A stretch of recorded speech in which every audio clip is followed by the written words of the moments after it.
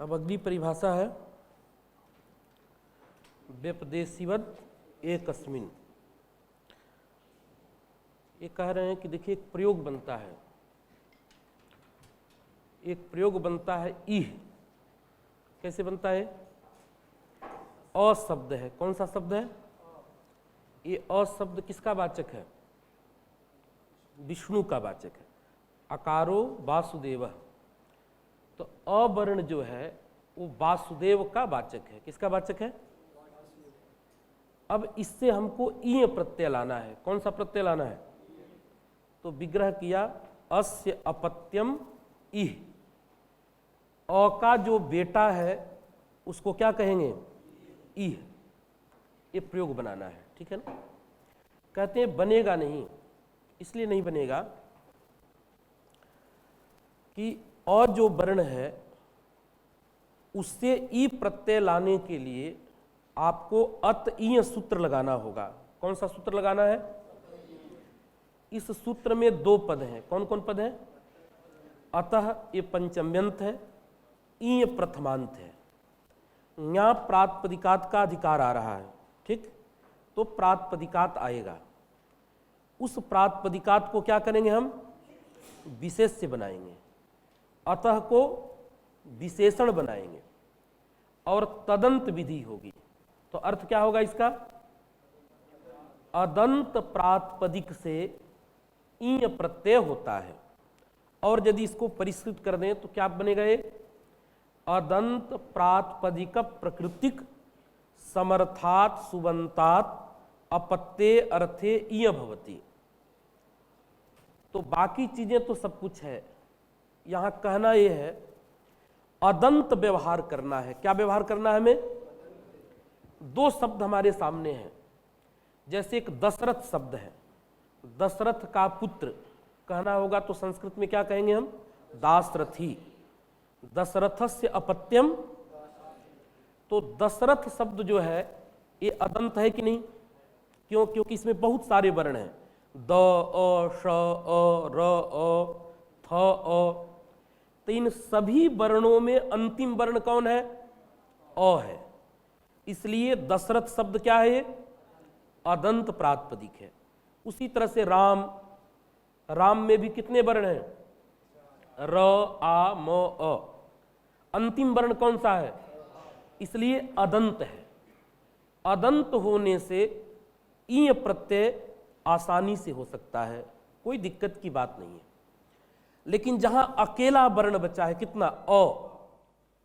अब इस अ से ईय प्रत्यय लाना है। अब कहते हैं कि अ को अदंत होना चाहिए। अ अदंत है क्या? अ के पहले कोई रहता, एकाध वर्ण पहले रहता, तब उसको अंत कहते। क्योंकि आदि, अंत और मध्य ये व्यवहार होने के लिए क्या जरूरी है? एक ग्रुप का होना जरूरी है, समुदाय का होना आवश्यक है। क्या होना चाहिए? जैसे तीन व्यक्ति बैठे हैं तो ये आदि है, ये अंत है, ये मध्य हो सकता है। अकेला ही व्यक्ति यदि है तो कैसे आदि होगा, कैसे अंत होगा और कैसे मध्य होगा? जैसे होता है लोक में, एक पिता के तीन पुत्र हैं तो ये बड़ा है, ये मध्यम है, ये छोटा है, व्यवहार होता है। यदि अकेला है तो उसमें ज्येष्ठत्व, कनिष्ठत्व, मध्यमत्व ये व्यवहार कैसे किया जाए? ठीक है। तो जहां केवल अवर्ण है वो अदंत, क्योंकि अदंत होने के लिए क्या जरूरी है? अन्य वर्णों का सन्निधान होना आवश्यक है। जब तक दो तीन अवयव नहीं रहेंगे किसी समुदाय में तब तक क्या होगा? आदि, अंत और मध्य ये व्यवहार नहीं कर सकते हैं। और सूत्र तभी लगेगा जब क्या होना चाहिए? हमें अदंत होना चाहिए। तो अ क्या है? अदंत। माने अ में क्या नहीं है? सूत्र को लगने के लिए क्या क्या जरूरी है? प्रातिपदिकत्व चाहिए, सामर्थ्य चाहिए, अदंतत्व चाहिए। तीन चीज चाहिए उसको। प्रातिपदिकत्व है, अर्थवान होने से प्रातिपदिक संज्ञा हो जाएगी। सामर्थ्य भी है उसमें, अपत्य के साथ योग है। लेकिन क्या नहीं है उसमें? अदंतत्व नहीं है। इस अदंतत्व के अभाव में ईय प्रत्यय नहीं होगा। जब ईय नहीं होगा तो इह, ये प्रयोग नहीं बनेगा। ये बनता है प्रयोग, ये इष्ट प्रयोग है, भाषा में ये प्रयोग होता है। इसको कैसे बनाया जाए, तो इसके लिए परिभाषा माना व्यपदेशिवत एकस्मिन्। अब देखिए ज्यादा कठिन परिभाषा नहीं है, मूल तो इसका बहुत अच्छा है। ये कहते हैं व्यपदेशिवद एकस्मिन्। एकस्मिन् मतलब असहाय, एक शब्द असहायवाची है, संख्यावाची नहीं है। एकस्मिन् मतलब असहाय यदि हो, अकेला हो, तो उसको कैसा मानना चाहिए? व्यपदेशी के तुल्य मानना चाहिए। व्यपदेशी में जो जो काम होते हैं वो सारे काम किसको होंगे? अकेले को होंगे। अब दो चीज इसमें समझना, दो शब्द आ गए हैं इस परिभाषा के अंदर, एक तो व्यपदेशिवत, दूसरा एकस्मिन्। तो एकस्मिन् तो हम सभी जानते हैं, एकस्मिन् मतलब असहाय, असहाय मतलब अकेला। लेकिन यहां अकेला लोक जैसा बिल्कुल मत समझिएगा, क्योंकि लोक में क्या होता है ना, जैसे एक प्रयोग हमने एक दिन चर्चा की थी, एक दुर्गा सप्तशती का एक वाक्य है। राजा जो है कैसे जाता है? एकाकी है मारुह्य जगाम गहनम वनम। तो एकाकी शब्द प्रयोग किया है वहां। आकिन प्रत्यय कब होता है? असहाय में। तो वहां असहाय तो है नहीं, वो किसके साथ गया? घोड़े के साथ गया। तो असहाय कैसे हो सकता? अकेला नहीं था ना। तो असहाय का मतलब इतना है, सजातीय द्वितीय रहितत्व। जैसे एक पिता के एक पुत्र है और 10-12 कन्या है, तो भी पुत्र के संदर्भ में क्या माना जाएगा? वो अकेला माना जाएगा, असहाय माना जाएगा। तो सहाय व्यक्ति कब होता है? सजातीय को लेकर होता है, विजातीय से कोई सहाय नहीं होता है। तो एकस्मिन् मतलब असहाय। ठीक। अब शब्द जो कठिन शब्द कौन सा है, इसको खुद बनाया है ग्रंथकार ने। ये कहते हैं विशिष्टः अपदेशः व्यपदेशः। विशिष्ट जो अपदेश है उसको व्यपदेश कहते हैं। क्या कहते हैं? और व्यपदेशः अस्य अस्तिति व्यपदेशी, अर्थात मुख्य व्यवहारवान। देखिए मुख्य व्यवहार का मतलब क्या है? जैसे राम शब्द हमने पकड़ा, किस शब्द को लिया? राम शब्द में अदंतत्व है कि नहीं? क्यों है? क्योंकि वहां बहुत सारे अवयव हैं। अदंतत्व व्यवहार के लिए क्या जरूरी है?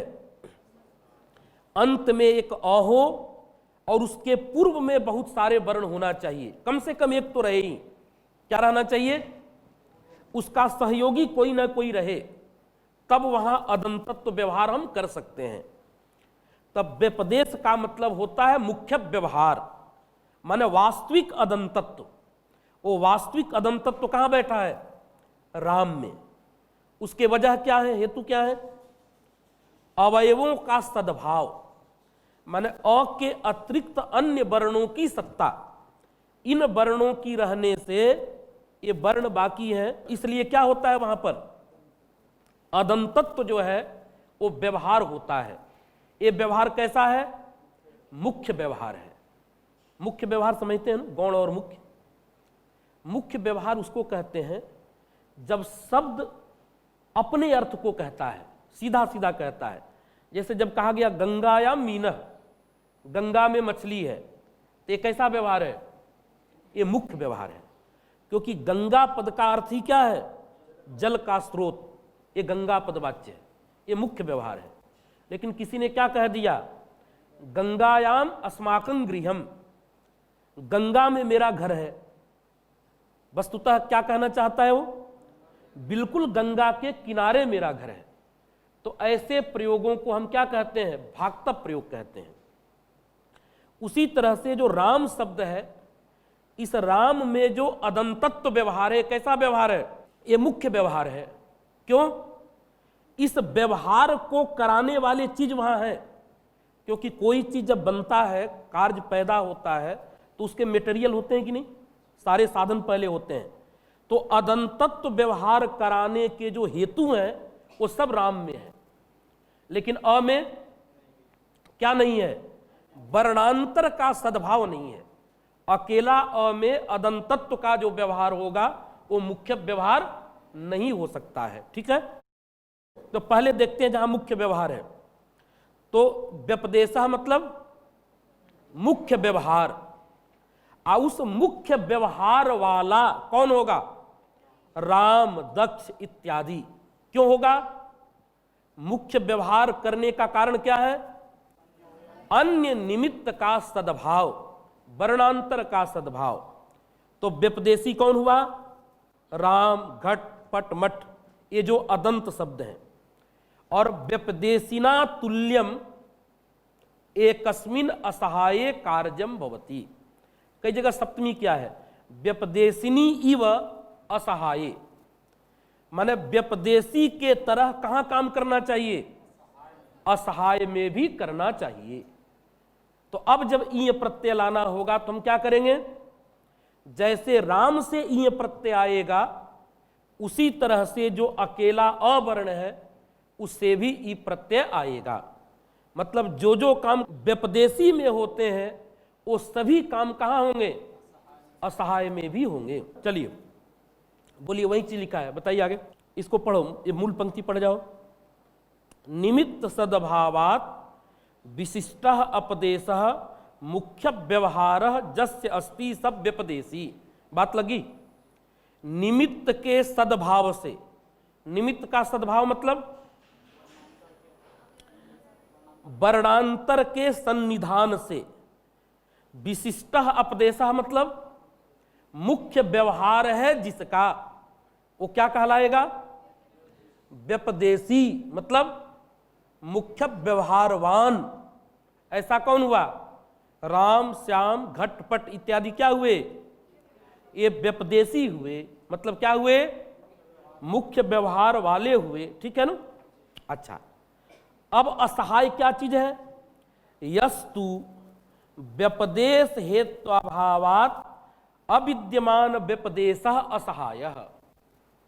उल्टा क्या है, यस्तु जो कैसा है, व्यपदेश का जो हेतु, उसके अभाव के कारण जिसमें क्या हो रहा है, मुख्य व्यवहार, वहीं क्या कहलाएगा, असहाय कहलाएगा। क्या कहलाएगा वो, बात समझ में आई। व्यपदेशी मतलब निमित्त के सद्भाव से क्या है, जो मुख्य व्यवहार वाला है वो व्यपदेशी है। और असहाय कौन है, निमित्त के, किसका निमित्त, व्यपदेश के मुख्य व्यवहार का जो हेतु है, कारण है, उसके अभाव के चलते जो क्या है, असहाय है। अविद्यमान व्यपदेश, अविद्यमान व्यपदेश मतलब अविद्यमान व्यपदेश मुख्य व्यवहार यस्य तथा भूता असहाय। ऐसा जो असहाय है, उस असहाय में तेन तुल्यम वर्तते कार्यम प्रति। क्या समझे, उस व्यपदेशी की तरह कौन होता है, किसके प्रति, कार्य के प्रति। मतलब कार्य जैसे व्यपदेशी को होता है उसी तरह से कार्य किसको होता है, असहाय को भी होता है। ठीक है। एकस्मिन अब फलितार्थ कथन, अब भाव बतला रहे हैं। एकस्मिन मतलब असहायेपि तत्कार्यम कर्तव्यम इत्यर्थः, माने असहाय में भी क्या करना चाहिए, उस कार्य को करना चाहिए। बात समझ में आई, बोलो क्या समझे। निमित्त के होने से जो कार्य मुख्य व्यवहार जिसको होता है वही मुख्य व्यवहार हम असहाय में उसको भी क्या कहेंगे, उसको व्यपदेशी कहेंगे। उसके तुल्य व्यवहार कहाँ होगा, व्यवहार असहाय में भी हो जाता है। असहाय किसको कहेंगे, असहाय जिसमें निमित्त का अभाव होने से अविद्यमान व्यपदेश है जी, माने जिसमें मुख्य व्यवहार नहीं हो रहा है, ऐसा जो असहाय है उसमें भी क्या होता है, व्यपदेशी के तुल्य कार्य होता है। ठीक है। तेन अकारस्यापि अदंतत्वात् न क्षतिः। तेन मतलब व्यपदेशीवद भाव के होने से अभी क्या होगा, अदंत होगा। स्वयं अंत कहलाएगा। तो अदंत होने से क्या होगा, वहां पर भी ईय प्रत्यय हो करके इह प्रयोग की सिद्धि हो जाती है। ठीक है। अच्छा, ये करने से पहले थोड़ा कठिन कुछ प्रक्रिया है, चलिए पहले इसको पढ़ा देते हैं, तब हम पहले सामान्य चीज जान लीजिए, उसके बाद तीनों के मत में अंतर है। पाणिनि के मत में, वार्तिकार के मत में और व्यपदेशिवद एकस्मिने भाष्यकार का मत है। पाणिनि क्या बनाते हैं इसके लिए, वो बनाते हैं। ब्रह्मचारी जी अब आप बताइएगा, वार्तिकार क्या करते हैं, आद्यंतवद एकस्मिन सूत्र का क्या करते हैं वार्तिकार, खंडन करते हैं। सूत्र जरूरी नहीं है, एक में ही आदित्व और अंतत्व व्यवहार हो सकता है। ठीक है। क्या पंक्ति है उनकी वार्तिकार की, अपूर्वानुत्तर लक्षणत्वात् आद्यंतयो सिद्धम एकस्मिन इति। ठीक है। तो वार्तिकार के मत में न सूत्र है न परिभाषा है। भाष्यकार क्या करते हैं, कहते हैं कि आदित्व और अंतत्व में काम चल जाएगा, लेकिन एकाच्त्व घटकत्व ये व्यवहार में दिक्कत आएगी, इसलिए वो सामान्य परिभाषा मानते हैं। ये क्या समझना, पाणिनि के मत में क्या है, सूत्र है। वार्तिकार के मत में कोई कुछ भी जरूरत नहीं है, हटा दिया। भाष्यकार कहते नहीं, आदित्व अंतत्व तो कथनचित काम चला लोगे, किससे, आद्यंतवद एकस्मिन से, लेकिन घटकत्व घटतत्व जहां लाना होगा, जैसे इयाय में क्या लाना है, वहां पर एकाच घटितत्व मतलब एकाच्त्व लाना है। धुक में क्या लाना है, धात्वयवत्व लाना है। ये सब दिक्कत आएगी, इसलिए सामान्य परिभाषा माना उन्होंने, कौन, व्यपदेशिवद एकस्मिन। लेकिन क्या तीनों में अंतर है, लास्ट में हम चर्चा करेंगे पढ़ाने के बाद, तब आप समझेंगे। ठीक है। ये परिभाषा किसके अनुसार है, चलिए इतना जाने रहिए।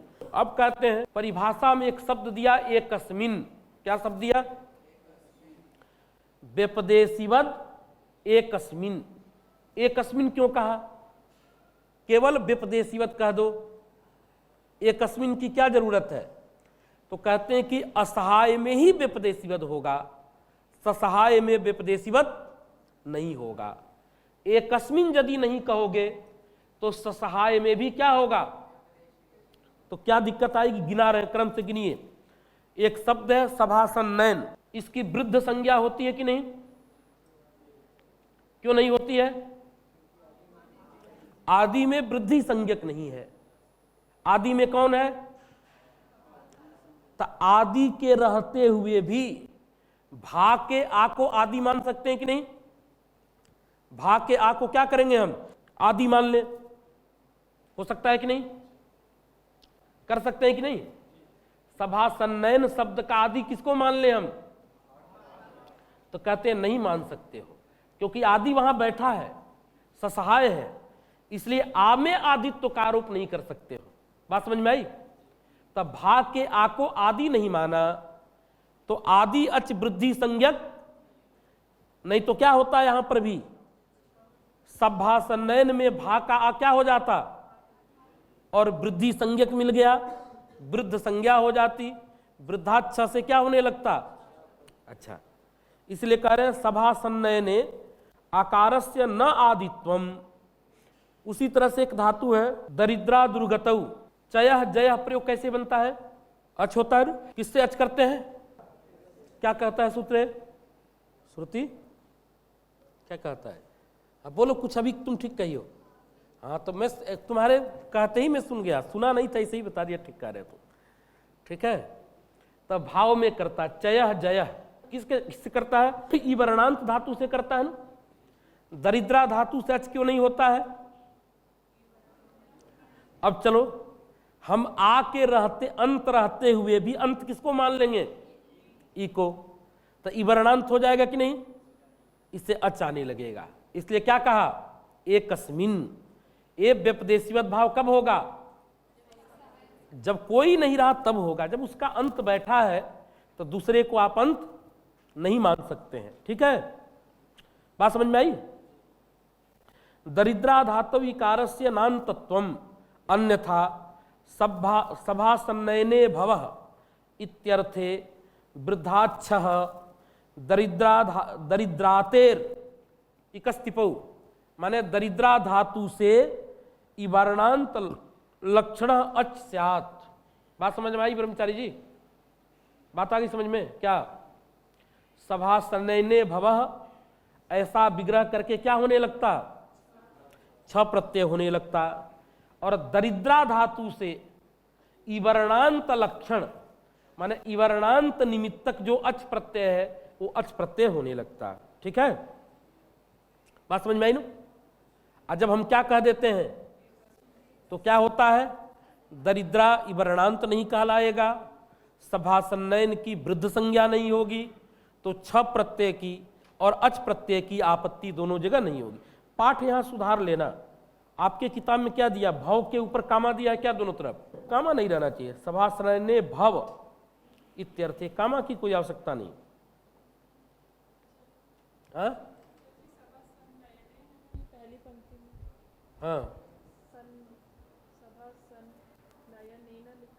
सभासनयने एक न ज्यादा दे दिया है, हमारे में काटा गया, गुरुजी ने कटवाया इसमें। क्या कहाँ अपी है? हाँ अपी है। अदंत अपदंत तत्वात लिखा है ना, प काट दो, मेरे में काटा गया है। देखो देखो, मैं किताब में सब जब पढ़ा हम चूंकि इसी से पढ़े थे तो ये सब इसमें कटा हुआ है, इसलिए हम इसी से पढ़ाते भी हैं। चले आगे और भी देखिए, एक प्रयोग बनता है हरिसु। सत्व किससे होता है? यहां पर क्या कहता है वो?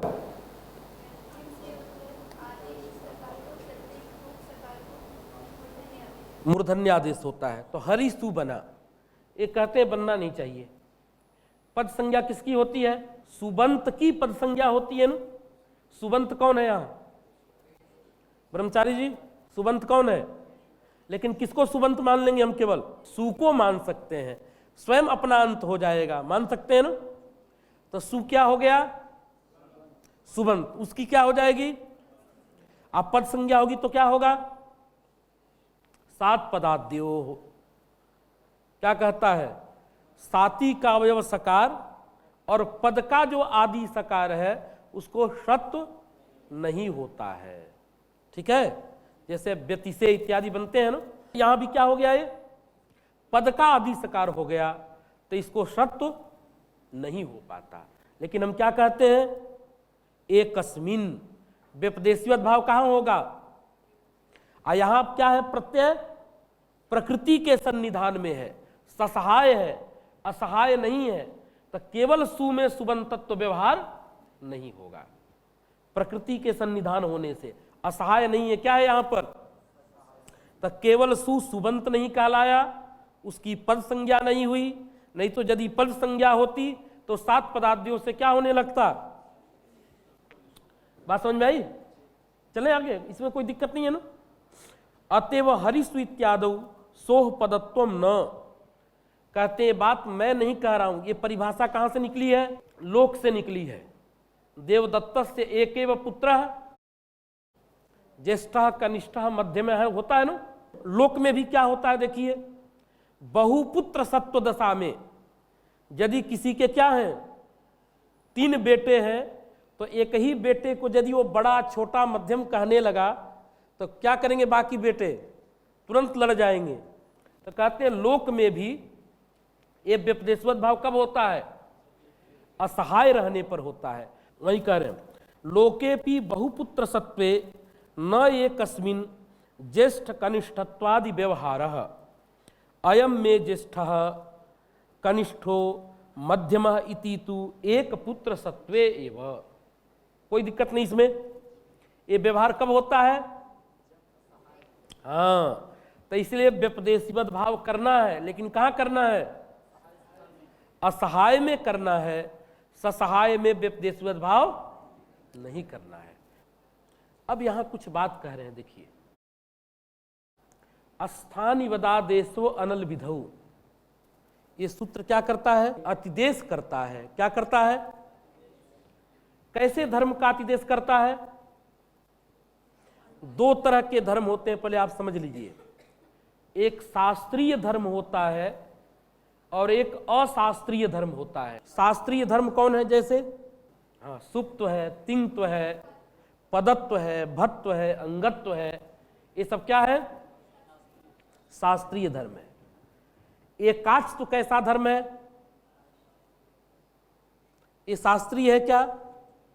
शास्त्र के द्वारा संकेत नहीं हुआ। देखिए महाराज जी, अच तो धर्म जो है शास्त्रीय है, लेकिन एकाच तो धर्म अशास्त्रीय है। एकाच नाम पाणिनि ने कहीं रखा है क्या? एकाच नाम क्या रखा है? संज्ञा उन्होंने अच रखा है, बल रखा है, हल रखा है। तो हल तो बल तो ये सब शास्त्रीय है, लेकिन बलादित्व हलादित्व ये सब धर्म क्या है? बात समझ में आई? घटकत्व, अंतत्व, आदित्व ये सब धर्म क्या है? अदंतत्व इत्यादि। अदंतत्व को कुछ हद तक मान सकते हैं शास्त्रीय। क्यों मान सकते हैं? ये न विधि मान सकते हैं, लेकिन एकाश्व, घटकत्व, धात्वयवत्व ये सब क्या है? तो जैसे स्थानिवदादेशो अनल विधौ किसका अतिदेश करता है? केवल शास्त्रीय धर्म का अतिदेश करता है। उस तरह से यहां बात नहीं है। ये परिभाषा शास्त्रीय धर्म का भी अतिदेश करती है और अशास्त्रीय धर्म का भी अतिदेश करती है। ये परिभाषा करती क्या? कोई कहे तो क्या बताएंगे? अतिदेश ही तो करती है। जो अदंत नहीं है उसको क्या बतला देती है? तो अतिदेश ही है ना, अतस्मिन तद बुद्धि। तो कहते हैं परिभाषा क्या करेगी? जैसे उसके तरह केवल शास्त्रीय धर्म का अतिदेश नहीं करती है, ये क्या करेगी परिभाषा? क्यों? क्योंकि ये पैदा कहां से हुई है? लोक से पैदा हुई है। तो जब लोकन न्याय सिद्धा है तो शास्त्रीय धर्म का ही अतिदेश करेगी, अशास्त्रीय धर्म का अतिदेश नहीं करेगी। ऐसी बात समझ में आई? अब पढ़ जाइए। अनेन च अशास्त्रीयस्यापि अतिदेशः अतएव याय इत्यादौ एकाच्त्व निबंधन द्वित्व सिद्धि ही। अब एक प्रयोग बनाना है। याय कैसे बनता है ब्रह्मचारी जी? कुछ तो मदद करिए हमारी। याय कैसे बनता है? हाँ ठीक है। ईण धातु लाया, लिट लकार लाए, तिप को क्या कर दिया, फिर क्या कर देंगे?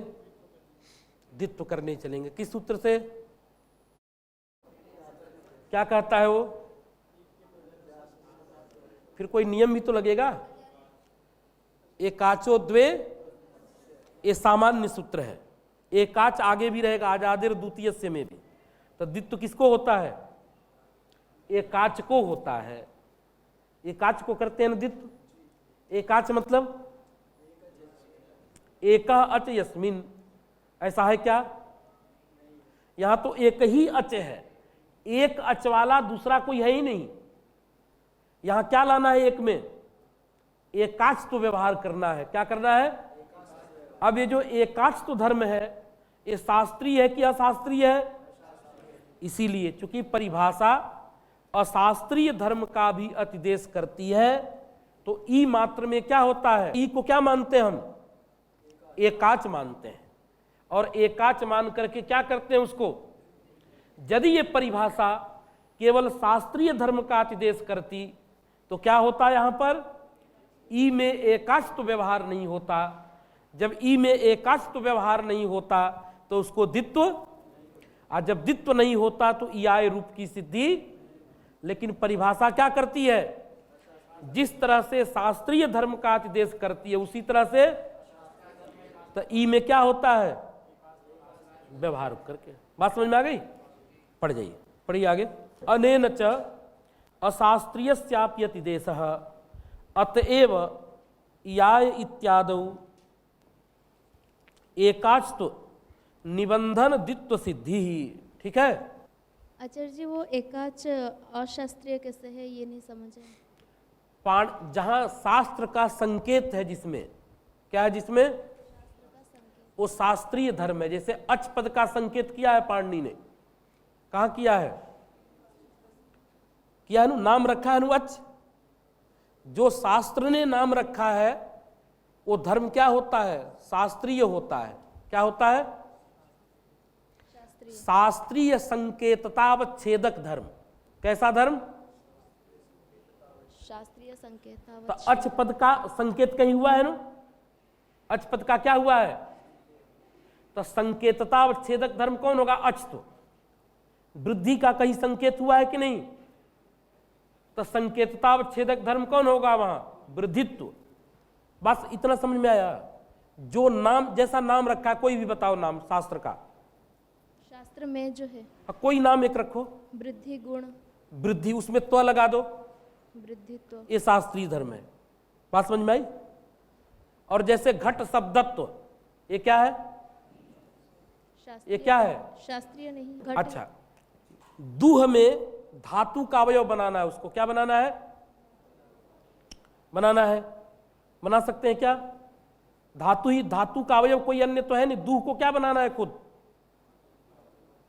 अरे ध्रुक, ध्रुक प्रयोग में देखो आप, एकाच बनाना है ना, उसको क्या बनाना है? तो धातु का अवयव एकाच चाहिए, तो वहां एकाच अलग है और धातु अलग है, तो क्या लाना है वहां पर? धात्वयवत्व। ये नाम रखा है पाणिनि ने कहीं, ते अवयवत्व धर्म क्या होगा? बात समझ में आई तुम्हें? मैंने ये न विधि सदंत से लग के जैसे शास्त्रीय हो रहा था ना, अदंत, अंदत अदंतत्व। तो ऐसे तो कुछ ना कुछ तो लग जाते हैं, कोई समास का सूत्र लग नहीं, जाएगा तो एकाच में। समास कहाँ? समासत्व ला रहे हैं क्या हम? समासत्व लाना है तो ठीक है। ई में समास है क्या? ई में तो नहीं है, मैं एकाच में कह रही हूँ। एकाच शब्द, वो तो समास कहने के अन्य पदार्थ कहना है ना तुम्हें। वो तो समास एकाच शब्द में है, ई शब्द में थोड़े है। वहां पर भी समासत्व, कोई समास है, समासत्व लाना हो, तत्पुरुषत्व लाना हो, शास्त्रीय धर्म है। यहां तो ये दिखाना है ना, एक अच है अवयव जिसका ऐसा अवयवी, क्या लेना है यहां पर? अवयवी।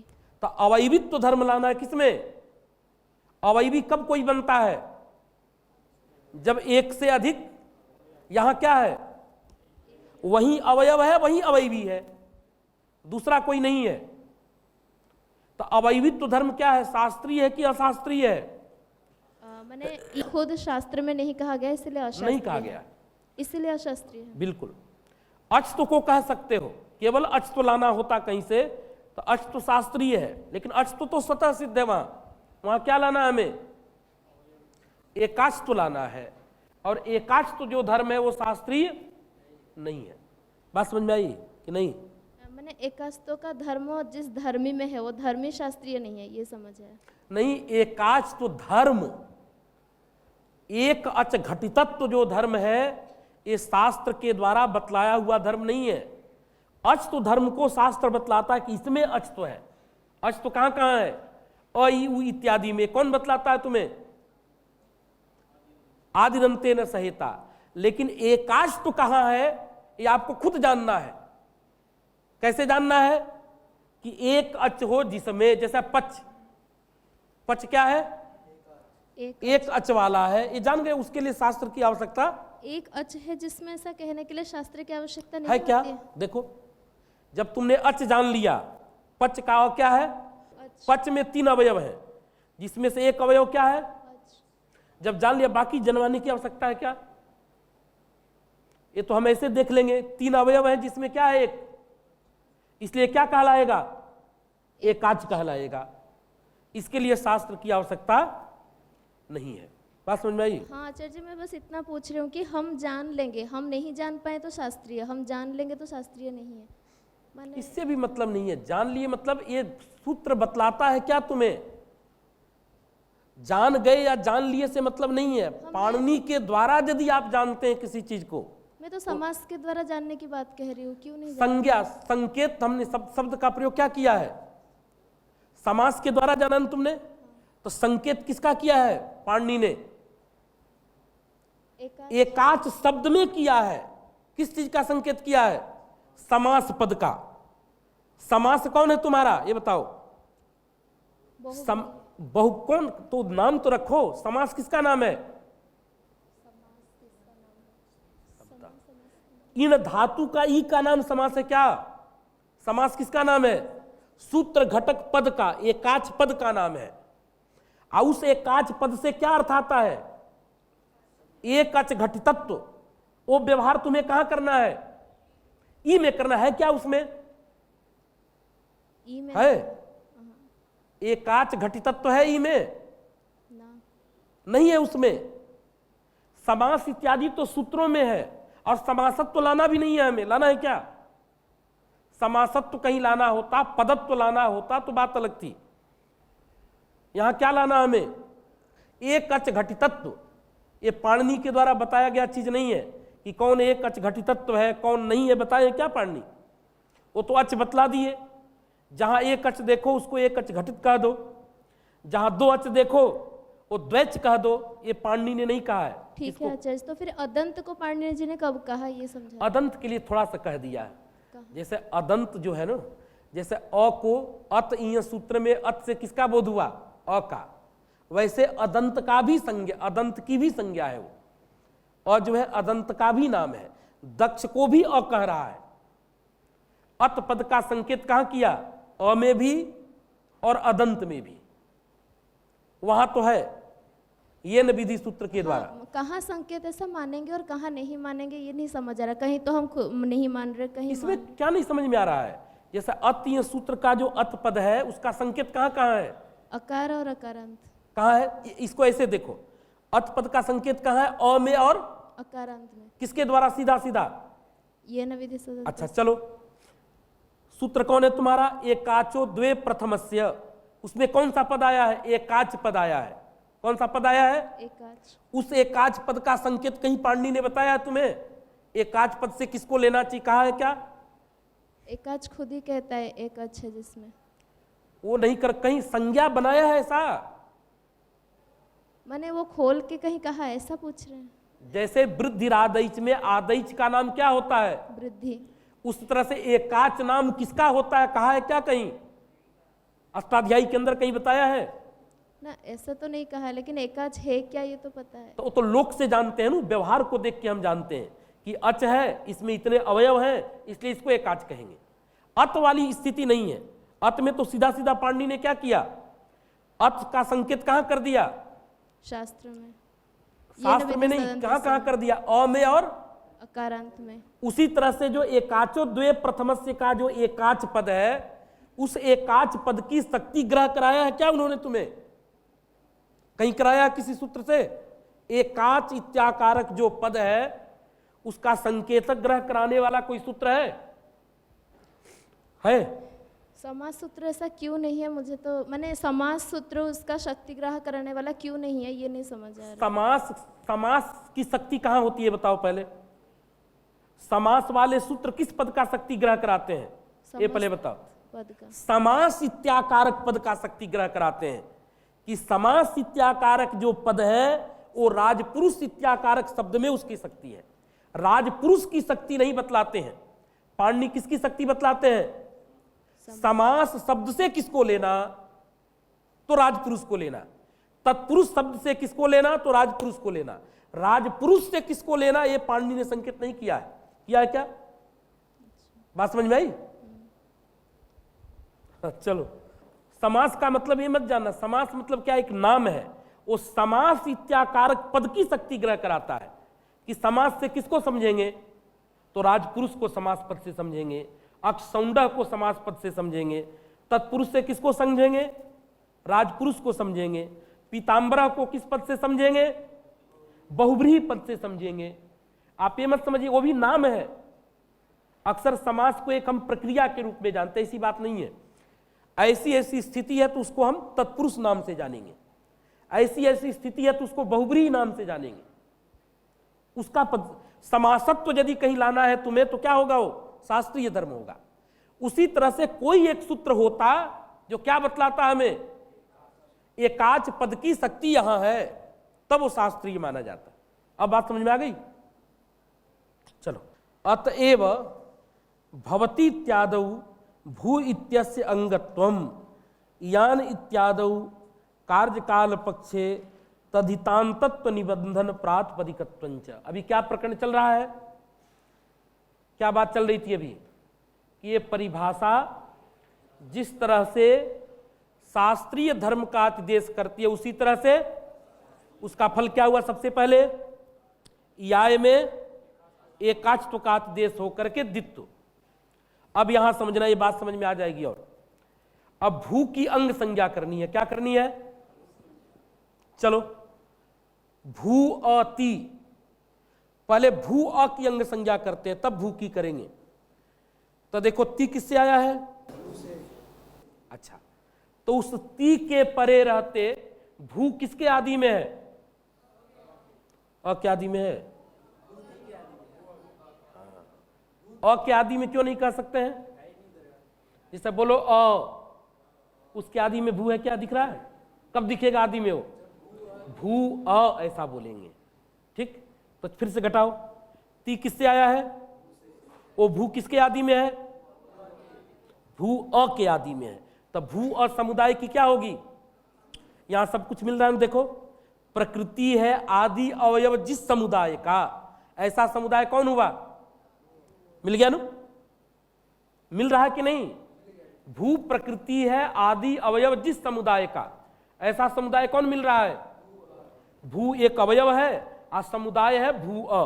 यहां तो सब कुछ घट रहा है, लेकिन अब केवल भू की अंग संज्ञा करनी है। किसकी? किसके परे रहते होगा? क्या अ किससे आया है? तो अ को छोड़ करके प्रत्यय के परे रहते भू किसके आदि में है? किसी के आदि में नहीं है। तो यहां क्या करते हैं हम? तदादित्व का व्यवहार करते हैं विपदेशवत भाव से। क्या मान लेते हैं उसको? तदादि मान लेते हैं। तदादित्व धर्म शास्त्रीय है कि अशास्त्रीय है? तदादित्व ये शास्त्रीय है कि अशास्त्रीय है? तदादित्व कोई संज्ञा है क्या? तदादि अंगत्व लाते तो ठीक है, लेकिन तदादित्व जो है कोई संज्ञा नहीं है।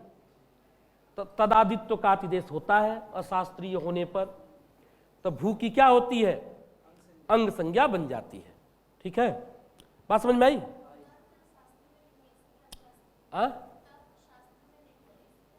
मतलब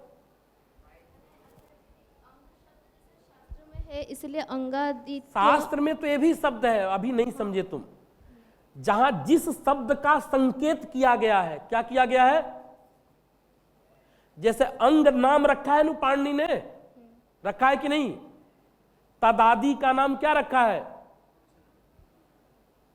पहले सूत्र संज्ञा क्या रखा है ये बताओ। तदादि नाम रखा है कि अंग नाम रखा है? अंग। तो इसलिए अंगत तो क्या होगा? शास्त्रीय। जो नाम रख दिया है उसके आगे त्व जोड़ दो, क्या होगा? शास्त्रीय। और बाकी अशास्त्रीय। अशास्त्रीय। शास्त्र में तदादि पद नहीं आया है, इसी बात थोड़ा है। अब शास्त्र अग्निर्ढक में कौन आ गया? तो शास्त्रीय धर्म हो जाएगा, होगा कि नहीं? हमारे कहने का मतलब क्या है? जिस पद का पाणिनि ने संकेत किया है, क्या किया है? वो जो कोई पद रहेंगे उससे, उस पद से प्रतिपाद्य जो धर्म होगा वो शास्त्रीय होगा। जैसे अच से धर्म कहलाना होगा तो क्या कहोगे? अचत्व। अंग से कहलाना होगा तो तदादि नाम रखा है, क्या तदादि शब्द शास्त्र में आया है कि नहीं? आया है। इससे वो शास्त्रीय हो जाएगा क्या? नहीं होगा। बात समझ गए? नहीं तो आदित्व अंतत्व सब क्या होंगे? सब शास्त्रीय हो जाएंगे। ऐसे भाष्यकार ने तो आदि अंत नाम रखा है, कहीं कहीं रखा भी है, आदि किसको कहते हैं, अंत किसको कहते हैं, ऐसा। लेकिन उससे नहीं, पाणिनि ने कहीं संकेत इसका किया नहीं, आदि किसको कहते हैं, अंत किसको कहते हैं, ये नाम नहीं। आचार्य जी, तत्व भी कहा है, आदि भी कहा है, किस बात की कमी है? माने क्यों शास्त्रीय नहीं है? मुझे क्या कहा है? माने तत्व भी है शास्त्र में, आदि भी है, माने तदा शास्त्रीय क्यों नहीं है? श्रुति तुम बताओ।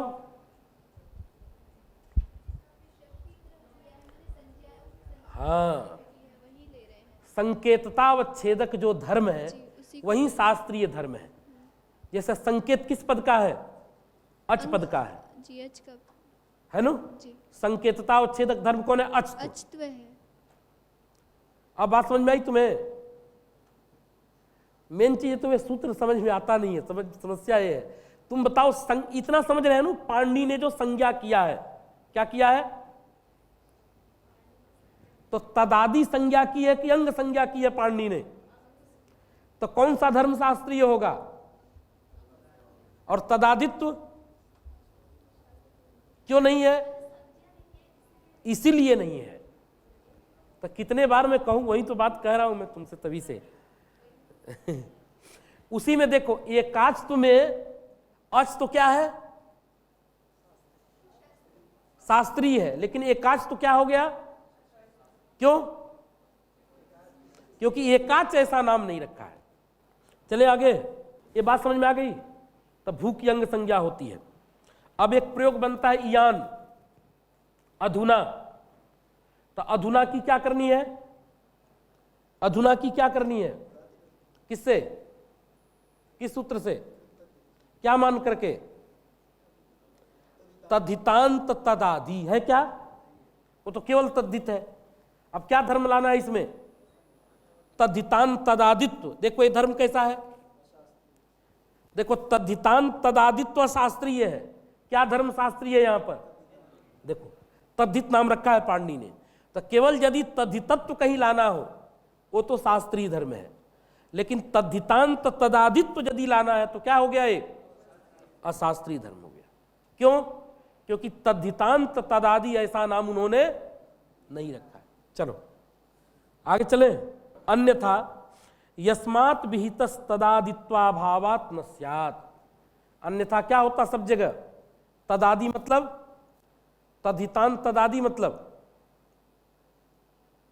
तद्धित जिससे विहित है वो समुदाय। तो प्रकृति तो गायब हो गई, केवल केवल प्रत्यय बचा है, उसमें तद्धितांत तदादित्व लाना है, वो संभव नहीं था। आज जब परिभाषा मान लेते हैं तो अशास्त्रीय धर्म का भी परिभाषा अतिदेश करती है, इसीलिए सब कुछ ही आ जाता है। तो दो बातें हो गई। ये परिभाषा कहाँ लगती है? केवल असहाय में लगती है, और अतिदेश के संदर्भ में चाहे शास्त्रीय धर्म हो या दोनों का अतिदेश करती है। ठीक है?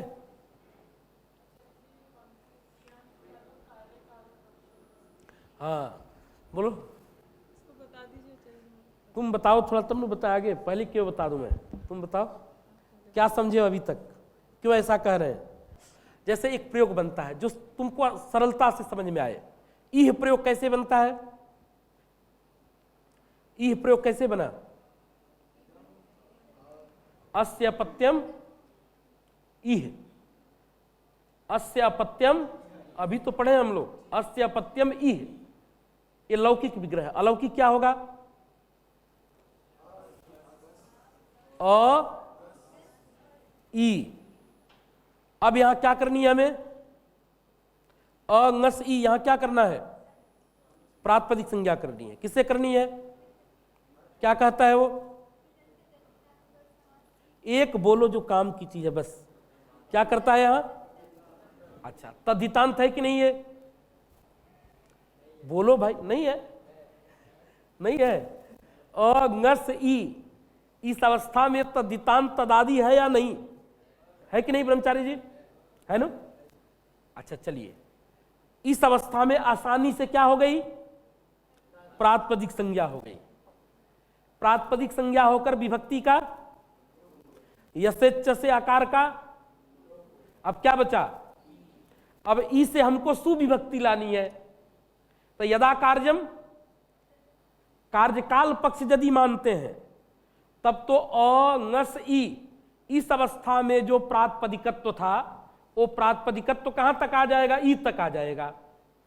लेकिन कोई कार्यकाल पक्षी आ गया तो उसने कहा फिर करो प्रातिपदिक संज्ञा। अब ई से सु लाना है ना, फिर प्रातिपदिक संज्ञा दोबारा करनी है ई की। कर पाओगे? अब क्या नहीं है? बस तब किसकी सहारा लोगे? उसी तरह से अधुना में भी क्या रहेगा? जब प्रकृति जिस समय है उस समय तो आसानी से हो जाएगा। इदम वतुप जिस समय है तब तो आराम से हो जाएगा। पूरी पूरी प्रकृति जब चली गई, इयत से विभक्ति लानी है। किससे लानी है? तो किसी ने कहा फिर करो प्रातिपदिक संज्ञा कार्यकाल पक्ष में। जब करने चलोगे तो क्या नहीं मिलेगा वहां? अब तद्धितांत तदादि नहीं मिलेगा। इसलिए दोष कब है? कार्यकाल पक्ष में। यथोद्देश्य पक्ष में क्या होगा? इदम सुयत। इस अवस्था में जो प्रातिपदिकत्व है वो प्रातिपदिकत्व एक देश विकृत न्याय से कहां चला आएगा? केवल इयत में चला आएगा। तो प्रातिपदिक संज्ञा करने की आवश्यकता नहीं है यथोद्देश्य पक्ष में। कब जरूरत पड़ेगी? यहां कार्यकाल पक्ष में। इसलिए क्या कहा इन्होंने? कार्यकाल पक्षे। समझ गए बच्चा? समझ में आई? नहीं समझ में आया? क्यों? तो किताब मत देखो, अभी इधर देखो। जैसे कहा अस्य अपत्यम इह, क्या कहा तुमने? ये कौन सा विग्रह है? ये विग्रह कौन सा है? अच्छा, ईय प्रत्यय किससे आएगा? लौकिक में आता है कि अलौकिक में आता है? लौकिक में क्यों नहीं आता है? ये कौन बताएगा? ब्रह्मचारी जी।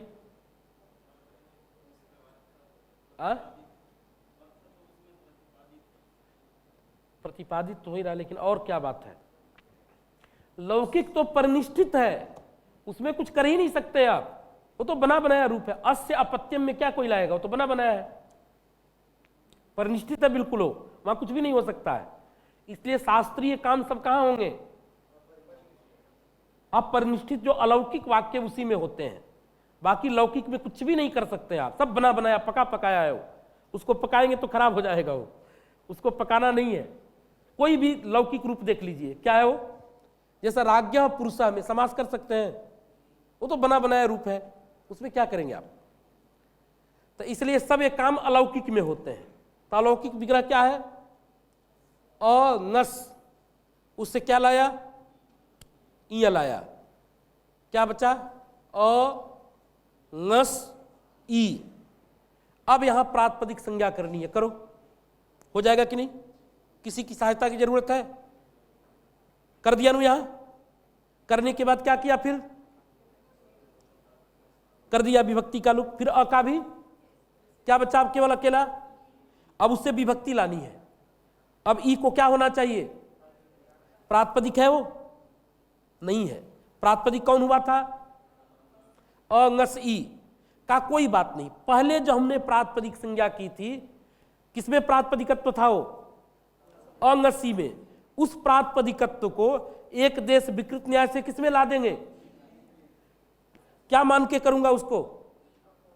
तद्धितांत तदादि। वो तद्धितांत तदादि है क्या? किससे लाना होगा तद्धितांत तदादित्व? वो किस धर्म का आदेश करता है? शास्त्रीय का मान लो केवल।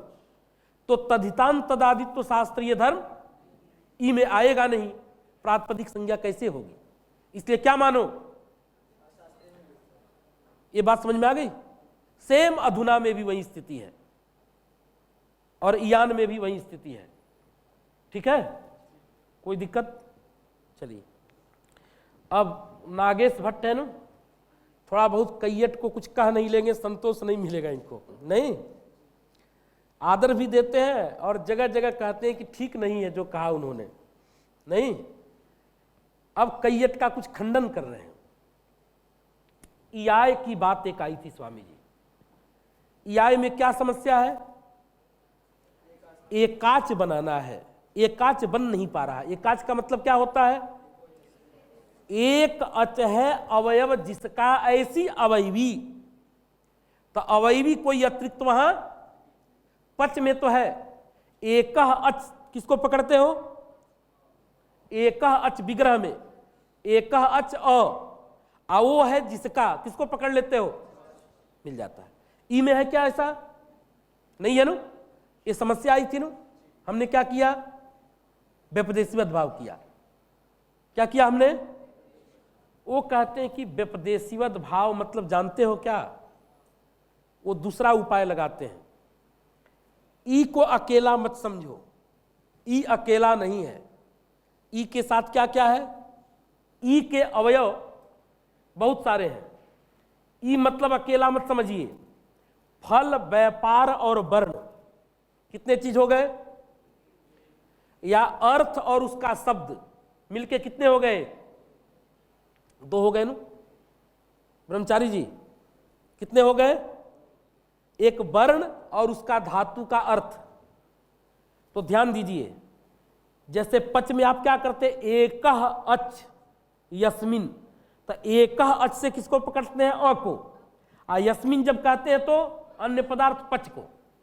यहां क्या करेंगे, एकह, ये जब व्यवहार करना होगा तो केवल वर्ण को पकड़ लेंगे, धातु को, और यस्मिन कहते समय अर्थ और शब्द मिलाकर के पकड़ लेंगे। तो एकाच हो गया कि नहीं, बात समझ रहे हैं क्या। एकह अच जब कहा तो ई को केवल धातु को पकड़ेंगे, अर्थ को छोड़ करके। किसको पकड़ेंगे, आ यस्मिन जब कहने चलेंगे तो किसको पकड़ लेंगे, अर्थ सहित धातु को पकड़ लेंगे। ऐसा उन्होंने व्यवहार किया एकाचतों का। किसने, कैयट ने। नागेश कह रहे ठीक नहीं है, अर्थ को पकड़ के जो व्यवहार होता है वो व्यपदेशीवत नहीं कहलाता है। खुद क्या कहलाता है, वो व्यपदेशी कहलाता है। क्या कहलाता है, वो व्यपदेशीवत नहीं होता है। अर्थ को लेके जो व्यवहार होता है, अर्थ का त्याग और संग्रह। कैसे व्यवहार हुआ, कैयट ने कैसे किया, एक बार अर्थ का, कब, एकह अच जब कहा तो अर्थ को छोड़ दिया, एकह अच यस्मिन जब कहा तो अर्थ को ग्रहण और त्याग से जो व्यवहार होता है उसको क्या मानते हैं हम, व्यपदेशी मुख्य व्यवहार मानते हैं, उसको अतिदेश। और जो कैयट ने अतिदेश मान के ऐसा व्यवहार किया वो ठीक नहीं है।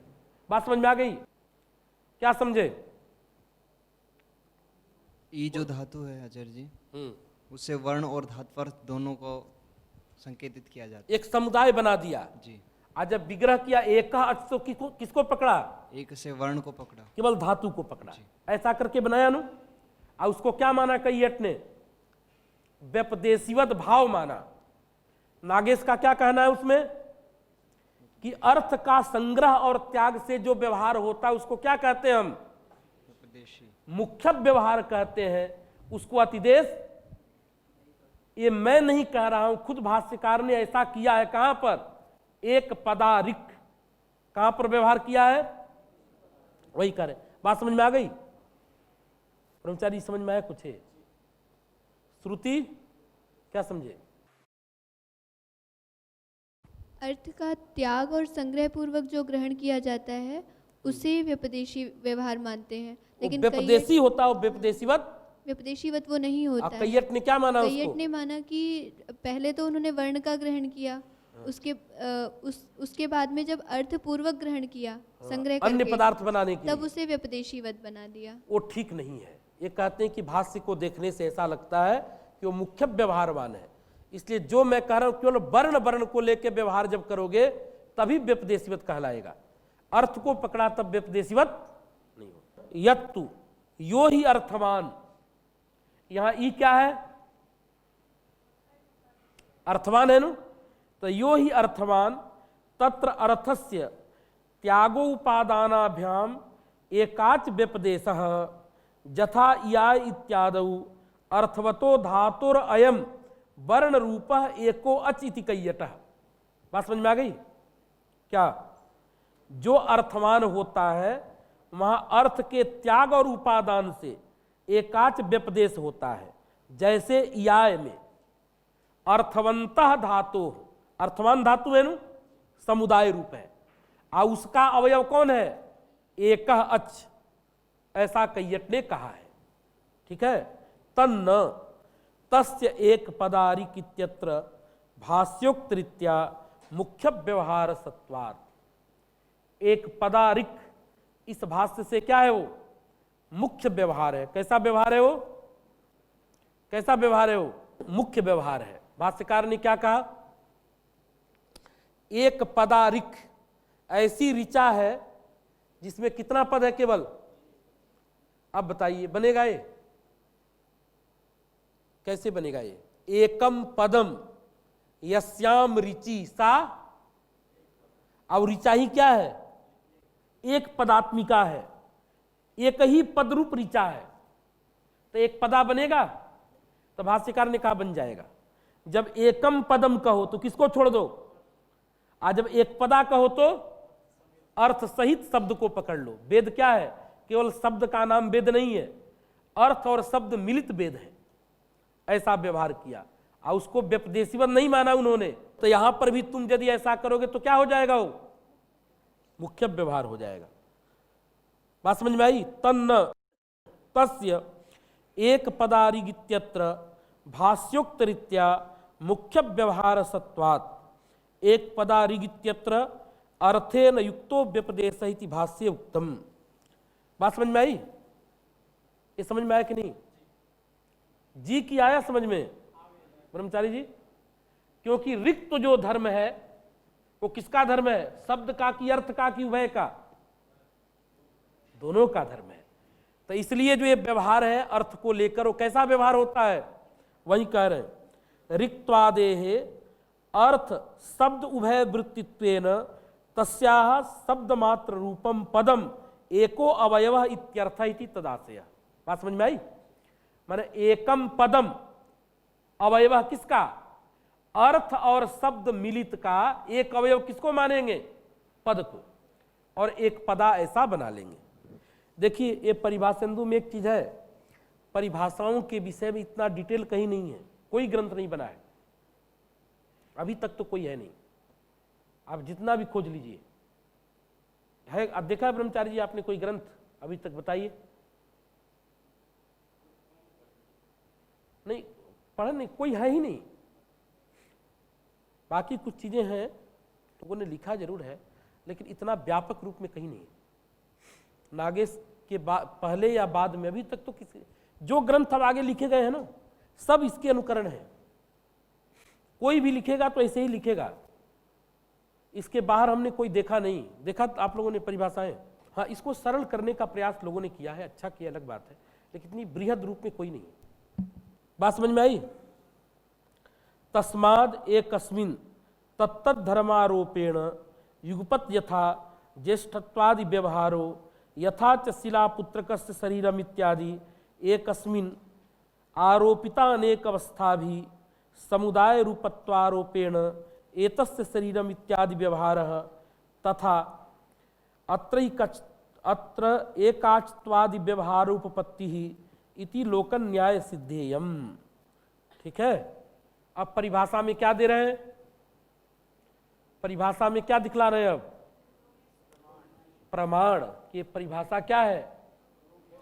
जैसे लोक में क्या होता है, एकस्मिन् पुत्रे क्या करते हैं आप? ज्येष्ठत्व कनिष्ठत्व मध्यमत्व व्यवहार करते हैं। और शिलापुत्रकस्य शरीरम, शिलापुत्र किसको कहते हैं? जो सील बट्टी होती है ना, वो पिसने वाला जो होता है उसको शिलापुत्रक।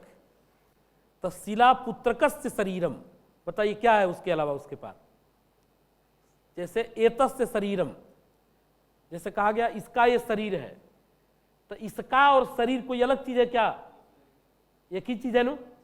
तो उसी में जैसे अवयवावयवी भाव मान लेते एक में, शिलापुत्रकस्य शरीरम में जैसा होता है, वैसे यहां पर भी क्या करेंगे? एक को ही उसका अवयव बना देंगे और वही क्या बन जाएगा? अपना अवयवी बन जाएगा। ठीक है, वही कह रहे हैं शिलापुत्रकस्य शरीरम इत्यादौ एकस्मिन् एकस्मिन् ये व्यवहार होता है। उसी तरह से आरोपिता अनेक अवस्था भी समुदायत्वाद्यारोपेण एतस्य शरीरम इत्यादि व्यवहार। कहते हैं कि आरोप क्यों होता है? देखिए, अवयवी कब व्यवहार होगा? जब नाना अवयव हो तभी न होगा। तो शिलापुत्रकस्य शरीरम कब होगा? जब शिलापुत्रक अलग हो और शरीर नाना होना चाहिए न, कहते बन जाएगा। कभी वो सीधा बैठता है, कभी उल्टा बैठता है, रखते हैं न, तो उसके अनेक अवस्था में रहने से उसमें नानात्व बुद्धि कर लो। शरीर में भी वही हालत है, क्या है? अनेक अवस्थाओं में रहता है ना। तो एक आरोपित, एक बुद्धि केवल करनी है इसमें। शिलापुत्रकस्य शरीरम इत्यादौ एकस्मिन् आरोपित अनेक अवस्था भी समुदायत्वारोपः। वो अवस्था भी क्या है उसकी? आरोपित है ना। क्या है उसमें? माने कभी ऐसा रहा, अब नाना अवस्था उसमें आती है ना, नाना स्थितियां, उससे उसमें क्या करेंगे हम? समुदायत्व का आरोप करेंगे। किसका आरोप करेंगे? और तब जाके क्या व्यवहार होता है? शीला पुत्रकस्य शरीरम एतस्य शरीरम इत्यादि व्यवहार तथा अत्र एकाच्त्वादि व्यवहारोपपत्ति इति लोकन न्याय सिद्धेयम। उसी तरह से क्या करेंगे शास्त्र में हम? एक में भी एकाच्त्व, ये व्यवहार माने वही अवयव रहेगा, वही अवयवी हो जाएगा। ठीक है, तो इस तरह से परिभाषा क्या है? लोकन न्याय सिद्ध है। ठीक है ना? अब यहां तक तो बात हो गई। अब कुछ आपको प्रपंच के लिए दे रहे हैं, बुद्धि विस्तार के लिए। कहते हैं कि व्यपदेशवत भाव कहां होता है? अब भू की अंग संज्ञा करनी है ना, असहाय है क्या? तो वहां बहुत सारे अ है, ती है, तो असहाय कहां से है? तो कहते बात नहीं समझ रहे हो। जब ती के प्रति अंग बनाना होगा तब तो भू असहाय है, लेकिन अ के प्रति जब अंग बनाना होगा, अ को उधर सामने रख करके, तब असहाय ही है। तब दूसरा कोई नहीं है जिससे भू क्या हो जाए? उसका आदि में बैठे। बात समझ में आई क्या? जब ती के प्रति अंग संज्ञा करनी होगी तब क्या है? ससहाय है भू। केवल भू की अंग संज्ञा नहीं होगी, फिर किसकी अंग संज्ञा होगी? तदादि भू अ की होगी। लेकिन सबके प्रति यदि अंग संज्ञा करनी है तो भू अकेला है, तब उसमें तदादित्व व्यवहार हो जाएगा। वही कह रहे, कोई दिक्कत, यही बात लिखी है, पढ़ जाओ। न च असहाय एव एतत् प्रवृत्तौ भवति त्यत्र भू इत्यस्य अंगत्वानापत्ति ससहायत्वादिति वाच्यम। बात समझ में आई? ये पंक्ति लग गई कि नहीं? तो कहा कि नहीं, सपम आदाय अंगत्वे कार्ये यस्माद् विहितः तदादित्वे तस्य ससहायत्वाभावात्। क्या समझे? जब ती के प्रति अंग लाना होगा, ती के प्रति जब अंग संज्ञा करनी होगी, तब भू क्या है? तो केवल भू को तदादि नहीं मान सकते हैं, लेकिन सबके प्रति जब अंग लाना होगा तो भू जिससे सप आया है वो प्रकृति है आदि जिसका, ऐसा कोई समुदाय मिलेगा क्या? नहीं मिलेगा। ठीक है, वही कह रहे हैं। तपम आदाय अंगत्वे कार्ये यस्माद् विहितः तदादित्वे तस्य ससहायत्वाभावात् लोकेपि विजातीय कन्यादि सत्वेपि एक पुत्रस्य तस्मिन् क्या है? तस्मिनेव अयम ज्येष्ठ इत्यादि व्यवहारवत। कहते हैं, देखो कहा था ना मैंने कि कोई भी ससहाय किससे होता है? विजातीय से नहीं होता है। तो बाकी रहे, हमको क्या चाहिए? उस प्रत्यय के परे रहते भू आदि में हो जिसके, ऐसा कोई अवयवांतर है क्या? नहीं है ना। बाकी सब इत्यादि रहे अन्य, अन्य के रहने से कोई ससहाय नहीं होता है। सजातीय चीज होना चाहिए। जैसे लोक में क्या होता है? एक पुत्र है और 2 4 10 कन्याएं हैं, तो भी वो क्या माना जाएगा? कैसे मान रहे थे? अर्थ और शब्द सजातीय तो सजातीय क्यों नहीं है? दोनों एक बस शब्द है और एक यहाँ साजात्य अलग अलग होता है। साजात्य के नियामक अवयव रूप में तो सभी साजाती है ना, अवयवत्व तो सब में है ना। जैसे अर्थ को पकड़ा, देखो एक ग्रुप बनाया तुमने, जैसे समुदाय बनाया आपने, मान लो क्या बनाना है? मनुष्य का समुदाय चाहिए। किसका समुदाय चाहिए? तो उसमें ब्राह्मण क्षत्रिय वैश्य विजातीय नहीं होंगे, सब क्या होंगे? अब क्या बनाना है आपको? केवल क्षत्रिय का समूह बनाना है, तब ये विजातीय होंगे। ये तो अपने ऊपर निर्भर करता है कि साजात्य कैसे लेते हैं। साजात्य बनाने के ऊपर है। यहां विजातीय इसलिए है ना कि प्रत्यय के परे रहते प्रकृति के अलावा कोई अवयव रहेगा तो उससे वो सजातीय कहलाएगा। प्रत्यय को छोड़कर, जैसे सबको हटा दो, सबके परे रहते भू के अलावा कोई अवयव है क्या? है भू के अलावा, इसलिए सजातीय कोई नहीं। ये तो सजात्य वैजात्य जो होता है ना, ये अपने अनुसार होता है। हर आदमी हर चीज में अलग अलग तरह का साजात्य खोज लेता है। बात समझ में आई? अब चलो, ये परिभाषा कहां देश करती है? ये तो ठीक है, और कहाँ करती है? असहाय में। तो कहा भाष्य विरोध होगा। भाष्यकार ने कहा निजऊ चत्वारः एकाच, कहा निज को द्वित्व करना था। क्या करना था स्वामी जी? निज को द्वित्व करना है। तो भाष्यकार ने कहा यहां तो 4 एकाच हैं, किसको द्वित्व करूं? कौन कौन? जोड़ो। नी, निज, इज और ई। कितने एकाच माना उन्होंने? अब ई में एकाच तो व्यवहार कैसे होगा? होगा ई एकाच कहलाएगा ब्रह्मचारी जी? क्यों? एकाच तो व्यवहार होगा अतिदेश से। यहां अतिदेश हो सकता है क्या? यहां ई ससहाय है कि असहाय है? कैसे किया? तो कहते हैं भाष्य एक देशी है। ये भाष्य को सिद्धांत भाष्य मत समझो। ये भाष्य क्या है? भाष्यकार ने कितना देखा? व्यपदेशीवत देख करके बोल दिया क्या चीज? निजऊ चत्वारः एकाचः। एकस्मिन इतना अंश उन्होंने नहीं देखा। विचारक आदमी क्या होता है? पूरे पूरे देखता है। यहां आए तो उन्होंने क्या देखा? केवल व्यपदेशीवत तो देखा, क्या नहीं देखा? तो एकस्मिन इति अप्रयालोचनया, एकस्मिन इस अंश को न देखते हुए भाष्यकार ने ऐसा बोल दिया। इसलिए भाष्य सिद्धांत नहीं है, एक देशी भाष्य। बात समझ में आई? वही कह रहे न चैवम निजऊ चत्वारः एकाच इति भाष्यासंगति इकारस्य क्या है? असहायत्वाभावेन तत्र एकाच्त्वानुपादानादिति वाच्यम। बात समझ में आई क्या? इकार क्या है? असहायत्वाभाव है, मतलब ससहाय है, तो उसमें एकाच तो नहीं आ सकता है। इति वाच्यम एकस्मिन् इत्यस्य अपर्यालोचनया तत्प्रवृत्तेः। ये जो भाष्य है, इस भाष्य की प्रवृत्ति कब है? भाष्यकार ने व्यपदेशीवत देखा, बोल दिया, क्या नहीं देखा? इसलिए भाष्य कैसा है? एक देशी भाष्य। ठीक है। अब कहते हैं कि भैया आपने कहा व्यपदेशीवत भाव कब होता है? असहाय में। भाष्यकार तो दूसरे तरह कह रहे हैं, अर्थवता व्यपदेशीवत भाव। व्यपदेशीवत भाव किसमें होता है? और आप क्या कहते हैं? एकस्मिन व्यपदेशीवत भाव। तो विरोध है कि नहीं? कहते कोई विरोध नहीं है। शब्द अर्थवान कब होगा? जब अकेला रहेगा, जब किसी के घटक के रूप में रहेगा तो क्या रहेगा वो? समुदायो ही तस्य एकदेशा। ई वर्ण कब अर्थवान होगा? इसलिए भाष्यकार भी वही कह रहे हैं, अर्थवता व्यपदेशीवत भाव मतलब असहाय व्यपदेशीवत भाव। क्योंकि कोई भी अर्थवान कब रहता है?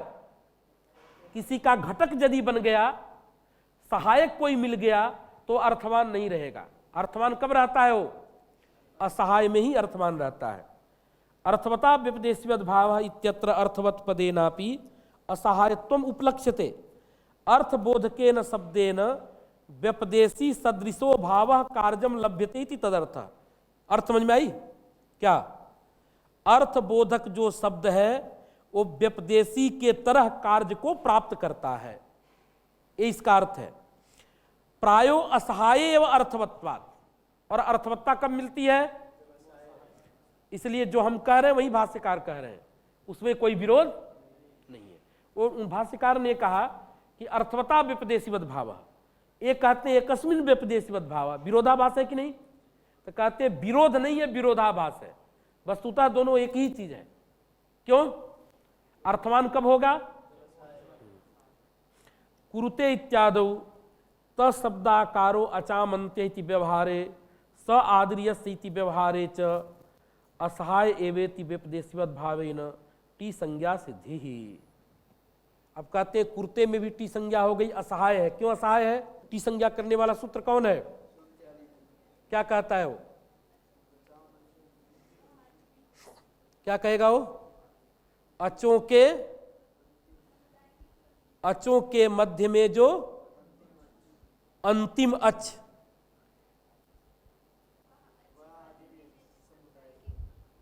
उस समुदाय की टी संज्ञा। घटाओ यहां थोड़ा, चलो देखते हैं। कुरुते में अंतिम अच ए है, पर वह किसी समुदाय के आदि में टित का टी लेना है ना? टित मतलब कौन है? त को केवल पकड़ो पहले, चलो अब बोलो। त में कितने अच हैं? अचों के मध्य में अंत्य अच किसको मानना है? बनेगा एक ही अच है ना, तो कहते हैं कि अचों के मध्य में अंत्य कौन हो जाएगा? खुद। ये तो हो गया। फिर क्या चाहिए? वो अच है आदि जिसका, तो किसका आदि है? तो फिर व्यपदेश भाव करना है, तो स्वयं का क्या होगा? आदि भी होगा। एक बार तो अंत्य हुआ, कैसे अंत हुआ? ये विष्णु क्या नाम है इसका? बोलो उसको दो।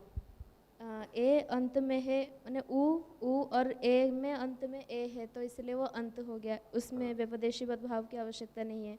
लेकिन जब आदि कहेंगे वह अंत अच आदि में है जिसके, तो तब व्यपदेशी भाव की आवश्यकता। फिर से बोलो। जब ए को कहेंगे कि ए अंतिम अच आदि में है जिसके, तो ए आदि में किसी के भी नहीं है, इसलिए वहां ये कहाँ करना है अभी? को तीन निश्चित होने पर भी यत्व होगा ना, टेरे यत्वम, तब ये कहो त, इसीलिए मैं कह रहा हूं तक बोलो। हाँ, तो त का जो अ है उसमें फिर त में पहले अच खोजना है, कितने अच है? एक। उसका अंतिम अच कौन होगा? स्वयं, वही फिर क्या कहना है उसको? वह आदि में है तो जिसके, किसका आदि होगा वो? खुद के ही आदि में। तो दो बार करना है ना व्यपदेश भाव, वहीं कह रहे हैं। कुरुते इत्यादौ त शब्दाकारो अचाम अंत्य इति व्यवहारे एक अस आदिर यस् इति व्यवहारे च असहाय एवेति तत्र व्यपदेशीवद भावेन टी संज्ञा सिद्धि इत्यन्यत्र विस्तरः। कहाँ पर? उद्योतादौ। ये बात हमने कहाँ कही गई है? इत्यादि में। ठीक है, पूछो। यहाँ पे जो आकार की बात कर रहे हैं, ये अर्थवान है क्या? यहाँ पे जो अर्थवता व्यपदेशीवत भाव जब हम कह रहे हैं, उसके हिसाब से कैसे यहाँ पे घटाएंगे? वो तो खुद ही लिख दिए हैं, देखो। अर्थवता शब्देन व्यपदेशीवद भाव, माने व्यपदेशी तुल्य भाव कार्यम लभ्यते, माने अर्थवान जो शब्द होता है व्यपदेशी के तुल्य भाव, मतलब कार्य को प्राप्त करता है। अर्थवान शब्द लिखा है उसमें, देखो मूल ग्रंथ में अर्थवान लिखा है क्या आचार्य जी? इसका आकार अकेला कौन आकार? त का अ, जो कुरुते में जो त है। नहीं, एक शब्द दिया उन्होंने, ये थोड़े लिखा है उन्होंने। ये कहा है कि प्रायः, प्रायः करके क्या होता है? वो असहाय में ही अर्थवान होता है, यहां अर्थवान नहीं होगा, यहां अर्थवान नहीं। ये हर जगह के लिए नहीं है कि अर्थवता जैसे या इत्यादि में मिल जाएगा, या है, ध्रुक है, ये सब में तो मिल जाएगा। टी संज्ञा वाले में नहीं मिलेगा, प्राय कहीं कहीं मिल जाएगा, अकेला जहाँ केवल है।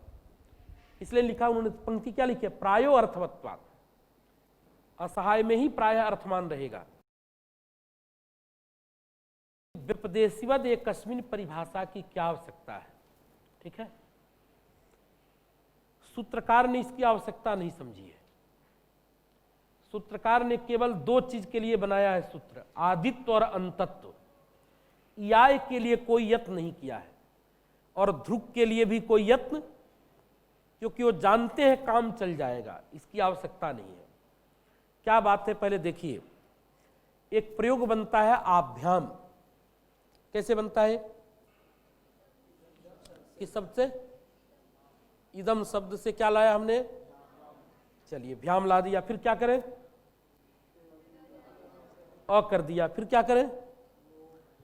पर रूप कर दिया, ईद भ्याम बन गया। फिर चलिए लोप कर दिए, कितना लोप कर दे?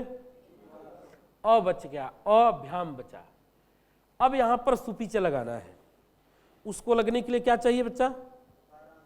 अदंत चाहिए। अब केवल अ बचा है, अ अपने अंत में तो रहेगा नहीं, अकेला है, तो उसी में अंतत्व का आतिदेश करने के लिए पाणिनि ने क्या बनाया? आदित्व और अंतत्व लाने के लिए बना दिया ना, तो दीर्घ कर दिया तुमने, चलो आभ्याम बन गया। अब कहते हैं कि एकाच के लिए क्यों यत्न नहीं किया उन्होंने? तो कहते हैं कि देखो, घटकत्व और घटितत्व एक में भी हो सकता है। स्वयं स्वयं का घटक हो सकता है, और स्वयं स्वयं से घटित हो सकता है।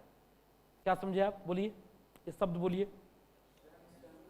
घटक मतलब स्वयं का स्वयं अवयव हो सकता है और स्वयं का स्वयं अवयवी हो सकता है। तो अवयवत्व और अवयवित्व लाने के लिए सूत्र की आवश्यकता नहीं है। बोलो, तो एकाच में क्या लाना है आपको? एकाच तो मतलब एकाच घटितत्व, ई से घटित किसको बनाना है? ई को बनाना है, स्वयं को। बन जाएगा कि नहीं? क्योंकि स्व का स्व में घटितत्व और घटकत्व पाणिनि मानते हैं। कैसे मानते, उसकी प्रक्रिया बड़ी लंबी है, नीचे आप देखिए लिखा है सब, लेकिन हम एक एक चीज समझाएंगे। आज जितना होता है, नहीं तो कल पहले यही काम करेंगे, जरूरी है, ये सब अंश जानना चाहिए। क्या बात हुई? पाणिनि के यहां स्व का घटक भी हो सकता है, स्व से घटित भी हो सकता है। तो घटकत्व और घटितत्व लाने के लिए किसी वचन की आवश्यकता क्या नहीं हो सकता है? स्व का आदि नहीं हो सकता है, और स्व का तो आदित्व और अंतत्व लाने के लिए सूत्र की आवश्यकता है। ये पाणिनि कहते हैं। कात्यायन क्या कहते हैं? स्व का घटक भी हो सकता है, और स्व से, और स्व का, इसलिए क्या करना चाहिए? कुछ भी नहीं बनाना चाहिए, सब हटा दो। बात समझ में आ गई? समझ में आ गया ब्रह्मचारी जी? एकदम ये संदेह नहीं इसमें। भाष्यकार कहते दोनों स्थूलदर्शी हैं। स्थूलदर्शी मतलब सूक्ष्मदर्शी नहीं है। वो कहते हैं कि आद्यंतवद एकस्मिन बनाने से कथंचित आदित्व अंतत्व तो आ जाएगा, लेकिन स्व का घटक नहीं होता है। स्व से जब नहीं होता है तो एकास्त्व के लिए, घटकत्व के लिए कोई पाणिनि ने सूत्र, और वार्तिककार कोई वार्तिक बना नहीं रहे हो, तो एकास्त्व इत्यादि व्यवहार क्या होगा? नहीं हो पाएगा। उसके लिए क्या करना होगा? हमें परिभाषा चाहिए। तो उसी परिभाषा से क्या आ जाएगा फिर? आदित्व अंतत्व भी आ जाएगा। तो आद्यंतवद एकस्मिन, इस सूत्र की आवश्यकता नहीं है। ये कौन कहते हैं? मतलब दोनों लोग किस पर भिड़े हुए हैं? मिला क्या अंततः? पाणिनि जो कह रहे हो ठीक नहीं है, ये नु आया अंत में। वार्तिकार ने भी क्या किया? सूत्र को हटा दिया। भाष्यकार आए, वो भी कहे सूत्र हटाओ, सूत्र से काम नहीं चलना है। क्यों नहीं काम चलना है? आदित्व और अंतत्व मात्र लाएगा, एकाच घटितत्व इत्यादि व्यवहार उससे नहीं हो सकता है। वो करना है, इसके लिए भाष्यकार ने क्या माना? आज जब परिभाषा मान लिया तो उसी से आदित्व और अंतत्व भी आ जाएगा। आद्यंतवद एकस्मिन सूत्र को हटा दिया। बात समझ में आ गई? क्या क्या बोलिए, तीनों का मत क्या है? अभी सामान्य ज्ञान तो बताइए। ब्रह्मचारी जी आप बोलिए। आद्यंतवद एकस्मिन सूत्रकार ने बनाया, उससे आदि और अंत का तो व्यवहार हो जाएगा, और स्वयं का स्वयं अवयव हो सकता है, और स्वयं का स्वयं अवयवी हो सकता है। इसके लिए कोई है। सूत्र नहीं चाहिए पाणिनि के यहाँ जी, तो इसलिए कुछ नहीं बनाया। और वार्तिककार के यहाँ तदादि तदंत, वार्तिककार के यहाँ स्वयं का और आदि अंत अवयवी सब कुछ हो सकता है, तो इसलिए कुछ भी मत बनाओ। ठीक? भाष्यकार ने क्या कहा? स्वयं का अवयव नहीं होता है, न घटक होता है। ऐसी स्थिति में हमें घटकत्व घटितत्व प्रतिदेश के लिए क्या चाहिए? परिभाषा। उसी से क्या काम हो जाएगा फिर? ऐसा तीनों का मत है। अब घटकत्व पाणिनि के मत में क्या है, घटितत्व पाणिनि के मत में क्या है, वार्तिककार के मत में क्या है, और भाष्यकार के मत में क्या है, इसी पर बात बिगड़ेगी बनेगी। ये बात हम लोग कल देखेंगे जरूर। लेकिन